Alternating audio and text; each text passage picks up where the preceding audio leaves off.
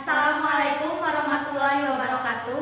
Perkenalkan, nama saya Rindrin Khairani. Nama saya Kartika. Kami dari kelas 12 IPS 1. Kami di sini akan menjelaskan sedikitnya mengenai materi kelas 10 SKI Bab 2, yaitu tentang sejarah dakwah Rasulullah SAW pada periode Islam di Mekah. Rasulullah SAW memulai dakwah ketika beliau setelah menikah dengan Siti Khadijah. Beliau menikah dengan Siti Khadijah pada usia 25 tahun, sedangkan Siti Khadijah pada usia 40 tahun, dengan selisih umur mereka yaitu 15 tahun. Pada 14 tahun usia pernikahan, Rasulullah sering berkholwat atau mengasingkan diri untuk berpikir tentang penciptaan alam semesta beserta segenap isinya. Beliau berkholwat di Gua Hiro yang berada di Bukit Nur atau Jabal Nur. Nabi Muhammad SAW tidak sepaham atau sependapat dengan orang-orang Arab Quraisy yang menyembah berhala. Lalu Siti Khadijah mengajak Rasulullah ke tempat saudaranya yang bernama Warokoh bin Naufal.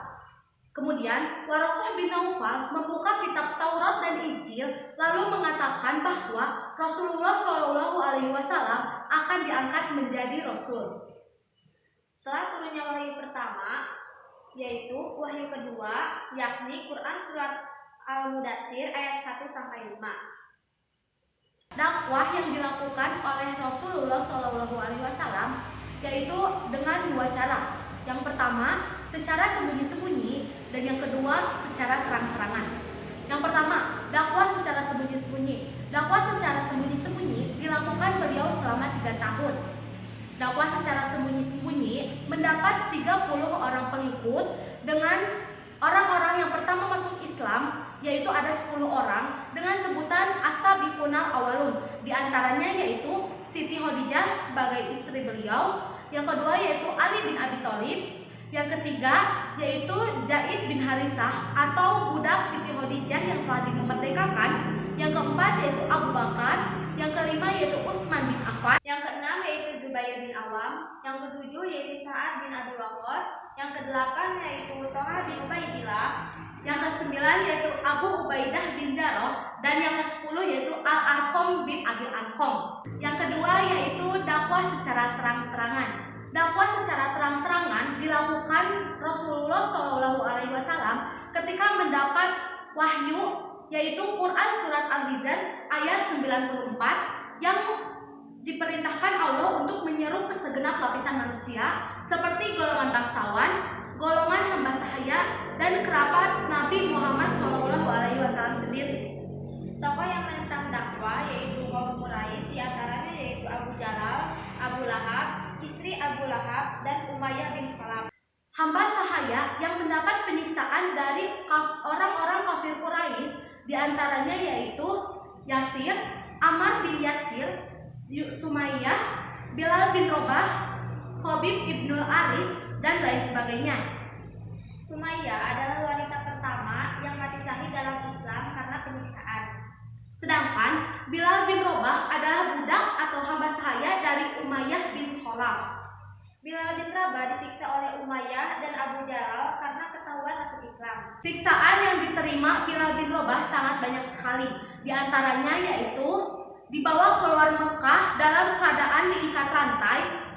Yang kedua yaitu ditelentangkan di atas padang pasir yang membara. Yang ketiga yaitu menghujaninya dengan cabukan, dan yang keempat yaitu diletakkan batu di atas dadanya.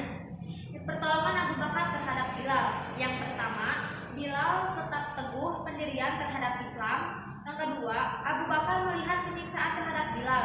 Yang ketiga, Abu Bakar membeli Bilal dari Umayyah dan memerdekakannya di jalan Allah. Untuk melindungi kaum muslimin dari serangan orang-orang kafir Quraisy, Rasulullah mengemukakan bahwa Rasulullah SAW melarang kaum muslim mengemukakan keislamannya kepada orang-orang kafir Quraisy. Yang kedua yaitu masuk Islam secara sembunyi-sembunyi, serta Rasulullah SAW berdakwah dan beribadah secara terang-terangan.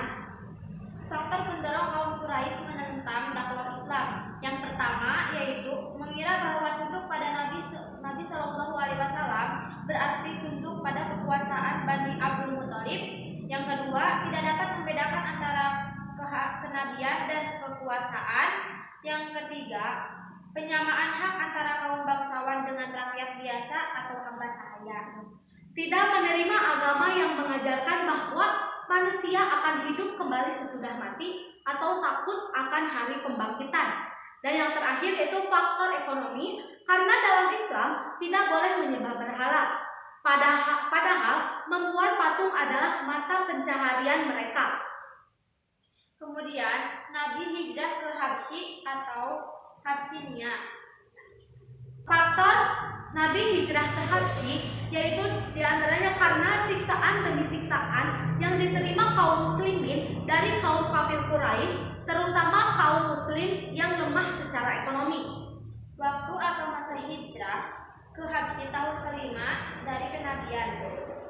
Pelaksanaan hijrah dilakukan Nabi secara 2 gelombang. Yang pertama, gelombang yang ke-1 yaitu dengan 10 laki-laki, 4 perempuan pada tahun kelima bulan ke-7 dari kenabian. Gelombang kedua yaitu 83 laki-laki dan 18 perempuan, yaitu diantaranya Utsman bin Affan, Ruqayyah bin Muhammad istri Utsman, Zubair bin Awam, Abdurrahman bin Auf, Ja'far bin Abi Thalib pemimpin rombongan dan lainnya.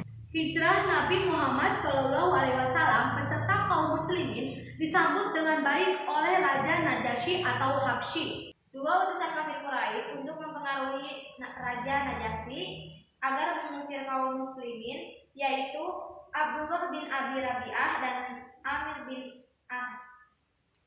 Nah, jadi kesimpulannya yaitu dakwah yang dilakukan Nabi Muhammad SAW pada periode Mekah dilakukan secara 2, yaitu dengan cara sembunyi-sembunyi dan Cara terang-terangan.